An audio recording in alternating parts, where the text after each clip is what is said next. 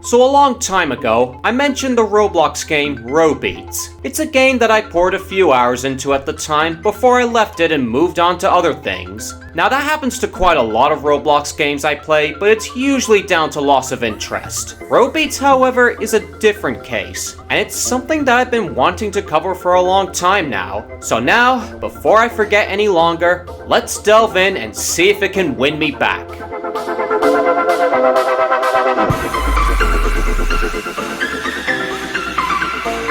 So a little bit of backstory. Sometime during 2018, around the time of my original Adventure Forward 2 playthrough, I stumbled upon this game and gave it a whirl. Cause I have quite a fondness for rhythm games and there's something of a rarity on Roblox, especially good ones. So I went in, did some stuff, saved some replays, got myself some gear, partook in the missions, and then I stopped. For reasons that I'll soon reveal, but first, let's get into the game itself. So the first thing I notice after this login reward is this new icon saying Slink. Who's Slink, you may ask? Some Aussie DJ slash producer slash educator that I've never heard of. Yeah, this game is no stranger to events centered around certain artists. From Waterflame to Dim Rain 47 to Camellia to Undead Corporation? Oh my god, they got the Empress! UN Violation was her! I'm not kidding, this is literally a parody of The Violation by Flesh God Apocalypse. Listen!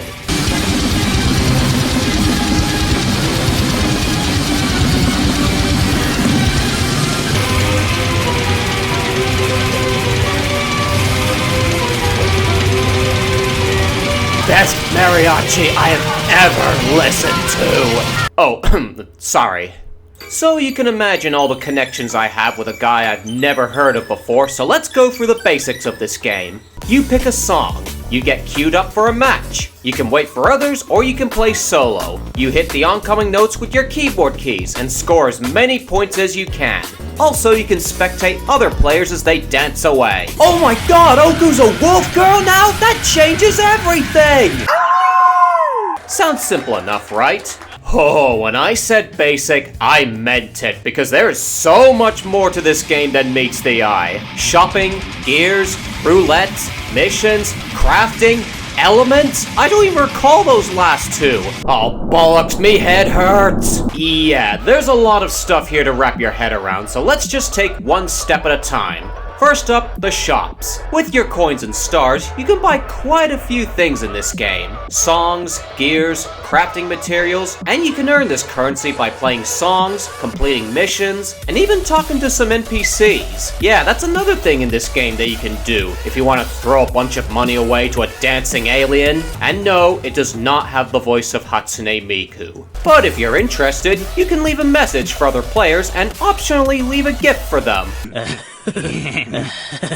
Or you can just type nothing and your NPC might say how god tier Insight is. Anyway, back to the shops. The songs can be purchased from, where else, the song shop. And this is where I began to question my experience with this game. So you purchase a song, the more difficult, the more expensive, and you can't purchase another copy the same day. Alternatively, you can also craft them or sell them for materials. Once you get 5 copies, you can combine them all into a harder version of the same song. So you either A, wait literal days to buy the same song enough times, or B, invest in a crap load of spinning to get the required materials. So you need to complete a lot of missions, which more than likely require you to buy the song if you don't own it. So you'll need to do a lot of grinding. Or you can just buy coins and stars with your Robux. Ah yes, in any game where microtransactions are present, there's no escaping the grind. Not for the poor, anyway. Lucky for me that I had the VIP pass the first few days, so I could just choose from any map in the whole game in the song list. I just wish I knew about this before I bought the Empress, but can you blame me? Undead Corporation goes harder than a what the hell is this? I think Sakuya had a bit too much fun with Dio Brando after their 1-minute melee together. Oh my god, I gotta play this. So now we get to quite possibly the most controversial feature of this game, the gear system. clothing items of 6 types that enhance your character's stats, such as your fever time, your combo multiplier, your points earned on songs of matching elements, which I'll get to, and even your timing window. Oh, watch out, Pump It Up, your casual timing window's got competition. Some people love it and think it's what gives Row Beats its buzz, while others hate it and thinks it gives players an unfair advantage. And though I'm pretty indifferent to it for the most part, I can definitely see both sides of the argument. I can imagine a situation where multiple players in a match are equal in skill, but one is simply outclassed by the other in gear power, so it basically amounts to who's the most pimped up guy in the party. And that's not even considering the elements, which again I'll get to. On the other hand, I think it's fine enough if you just ignore all that and are simply going for the missions or competing on the leaderboards, especially since the former can get really stern as you get further. But I'm getting ahead of myself. Bottom line, they're okay if you're not interested in versus matches and are just after a spot on the leaderboards. While we're here, let's see if there's anything worth buying. Oh, Shally's cut. Oh, I am absolutely digging those stats. You know what, screw it, I must get this headpiece. It's too good to pass up. I have absolutely no shame. I'm a magical princess from another... That's not all there is to this dilemma though, but first, let's get into one of the newer features I never noticed before I left. Crafting! Because no MMO is complete without a crafting system. Fittingly for a game such as this, the materials comprise of notes, small, medium, and large, and gems. Of course, and they have multiple utilities and ways of obtaining them. The reward roulette, placing on the weekly leaderboards, but we're just gonna talk about the simplest way to gain them. Say hi to Notebot. 400 coins or a star, you can spin to receive 1 crafting material, and you can choose to spin it multiple times. Once, 5 times, or 10 if you want to seek that elusive 11th piece. And throwing a star into it increases your chances of better drops and a better chance at an upgrade material. Oh, Builderman, I can't keep up! Yes, you can upgrade your gear, and this brings me to the newest element of this game, to me at least, elements. As if things weren't daunting enough already. Yes, every song in this game now has up to 2 different elements from 5. Chill, vibe, beat, flow, and rush. Leading to the simpler to craft elemental upgrades. They only require the matching note color and they increase your points earned in songs of matching elements. There's also, of course, the slightly harder to craft standard upgrades which boost your gear's stats and your elemental points slightly. However, once you go over 5 upgrades on one item, you run the risk of an upgrade backfiring, but thankfully the upgrade materials can prevent that. Either way, this means you'll likely devote certain elements to certain gear items, so you'll be spending even more coins on tickling Notebot's little PlayStation logo until you get the right materials. Not only that, but if you're planning on competing for the highest scores, there's so many new songs from new artists getting added over time that the gear meta is constantly changing, making it impossible to adapt unless you're really rich. On top of that, there's also these pet items called minis, which can also be leveled up with XP, notes, and gems, and ranked up to increase their level cap using copies of them. Oh my god, it's never going to end! As you'd imagine, I bought a few for the sake of this video. God, I could have sworn that the Freedom Dive Angel was actually Goomy if she did a few too many of her music videos.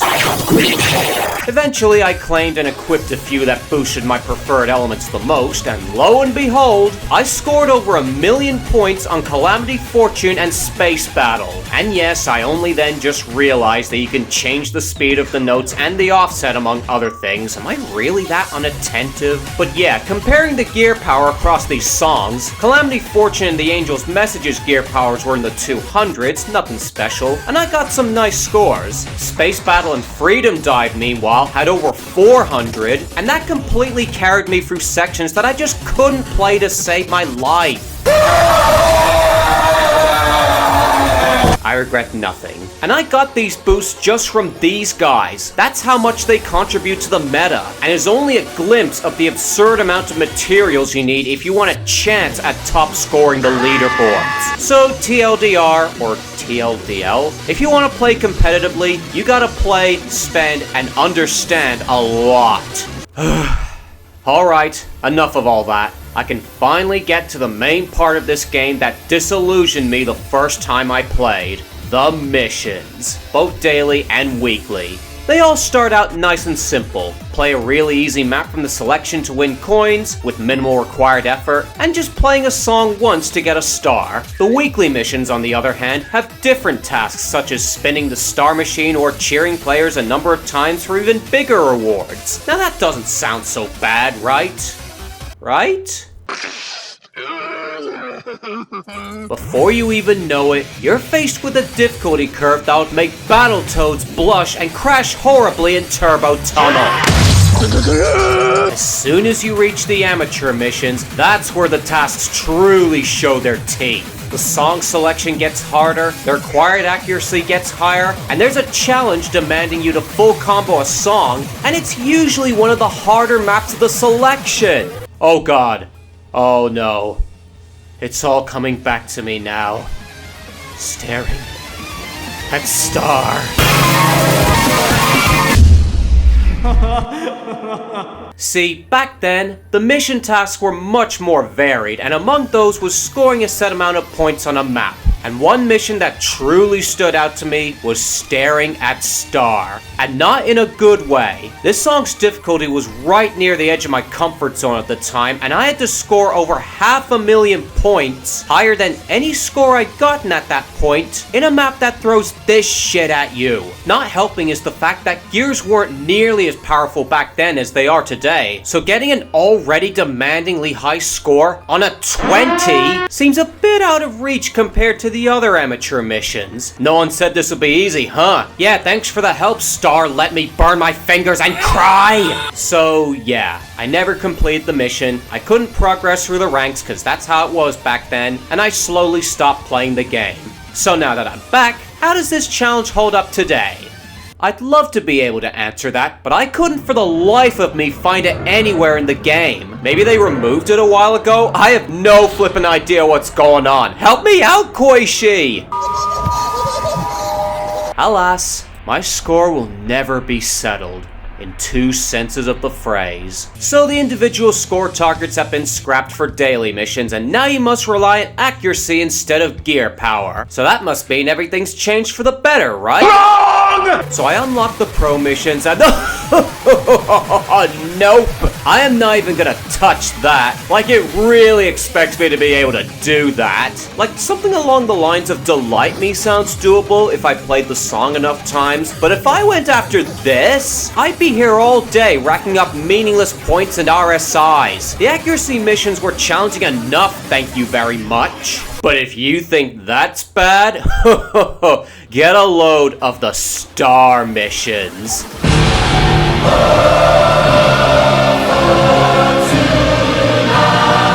Just when you thought you had struggled through enough, the game is now expecting the world from you. I had enough trouble getting the 87.5% accuracy needed for this map. Now it's asking me to get at least 92.5 on the Empress. And after going through this nightmare about 3 times, the best I could manage was 84.2.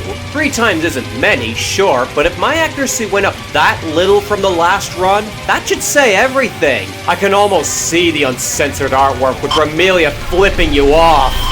Well, either that or they got Flandre's wings completely wrong. And I haven't even gotten into the other little annoyances, like finding a full match for a certain song. Long story short, it ain't easy. So there's a players menu that you can open up showing any song waiting for players to join a match. And that was more or less how I went about the missions back then. On paper, this seems like the way to go, as it allows you to bypass the requirements for hard maps. Oh, I'll get to those in a minute. But in reality, there's no guaranteeing that someone will be waiting around with the song you're after. So alternatively, you can pick from one of your songs and pray, because the other players you get matched with will most likely have their own song that's probably many levels apart from yours, and it's decided by vote. Aw, you just wanted to chill with the funk? Too bad, bitch. These two want to play melodies with you and beat you into submission. Now suffer!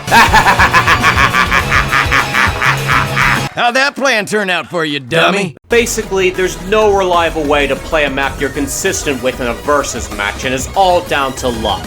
Unless you're going for the combined score weekly missions, just play solo, don't even bother. Good, now with that out of the way, you're free to complete the missions to your heart's content and your fingers' expense. But do you own the songs? What? Yes, now if you want to do the missions, you must own a copy of the song it's tied to. And because some, if not most, of the star maps are hard versions, which, may I remind you, require 5 copies, your chances of getting to play these missions are, to put it lightly, minimal. And these songs require a large amount of material, so crafting more copies isn't a guaranteed save either. And don't bother selling them, they only net you 1 note. Man, I wish I never had that limited VIP membership. Then I never would have played the Angel's Message on hard and seek it for a mission I can't even play. Is that it? Is that everything in this game worth covering? I think that's it. I got it all down. Oh, right. This game also has a marketplace where you can find stuff you can't buy normally and trade with others. I've heard good things, bad things. I heard it's better for getting tokens, but the recommended prices aren't always accurate. I think it's best you find out for yourself. Ask around. There's a trading channel in Discord, so I've heard. I don't usually do video game markets, nor do I trade, so I have no interest in it. Well then. After all that ranting, my feelings towards this game must be sounding pretty negative, right? Well, truth be told, this whole time, I was just playing up the drama for the sake of entertainment, cause really, there's a lot here that I actually admire. Don't get me wrong, I still have my gripes here and there, like the vote-based matchmaking system when choosing your own song, and the incredibly steep difficulty curve with the missions, and while the amount of different mechanics to keep track of can be pretty daunting, particularly with the crafting system, it also gives the game a fair amount of replayability. The vast amount of songs from various well-known artists combined with the elements can potentially make for limitless possibilities in gear loadouts and upgrades if you're just playing casually. And the minis add to those possibilities with their absurd elemental powers and are really good value the more I think about it. And even if the daily missions get a bit too demanding, there'll always be a new set awaiting you the next day, possibly more in your favor than the last one. Even at their worst, the missions give you a reasonable amount of opportunities for coins and stars. And as a matter of fact, I did actually beat a couple of star missions throughout production, so a 92.5 on a 23, in theory, might actually be doable for me, and the Empress is that odd one out that keeps kicking me in my and I'll be frank, it was quite fun revisiting this after so long and seeing all the changes, for better and occasionally worse. Even if you don't want to play competitively or find the missions too overwhelming, which is totally understandable, some of the stuff in this game can be ignored and you'd still get a good amount of enjoyment from it. Really, my abandonment of this game in the first place ultimately boils down to me being disappointed in myself for not getting past amateur rank. Yeah, I was that kind of person back then. Ugh. Not helped by the fact that my rank reset to beginner soon after, disillusioning me even further. Does that still happen in this game? Even after returning with much more skill and power at my hands, I don't really see myself playing this terribly often, if only because there's not too many goals I can seek and getting accomplishment for at this point, but I still enjoyed my time enough that it was worth it in the end. Even if it's not one of my favorites, it's certainly a game that I greatly admire. The concept is unlike anything I've seen before. An MMO rhythm game where you can join others in sessions and compete, among many other things, and they pulled it off quite well. for the most part. Don't take it completely from me though. I don't consider myself a stellar reviewer, and all of my thoughts and stuff I've ever reviewed really just stems from my honest opinion, as the title of the video says. And everything else I say is just for entertainment value. Plus, we all know by now that I'm an idiot who doesn't know his own country. The Gold Coast is in Brisbane, you dumb fuck! So don't take everything I say too seriously. Like I said, this video is mainly just for fun, like most of my output on the channel. And if you are interested in row beats, do not let this video scare you away. There's enjoyment to be had no matter what skill level you are. Whether you're a newcomer, an absolute pro, or just a pretty good casual like myself. How the hell did I get 90.49 on a 27? And that is my 10 cents on row beats. Nearly 3 years after teasing at my Q&A, Builderman knows what took me so long, and thus caps off yet another year.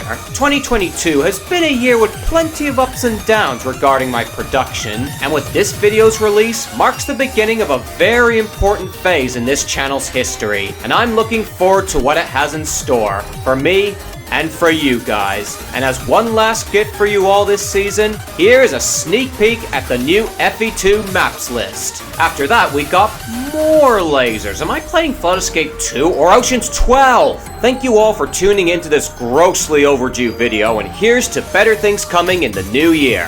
Baneworth out.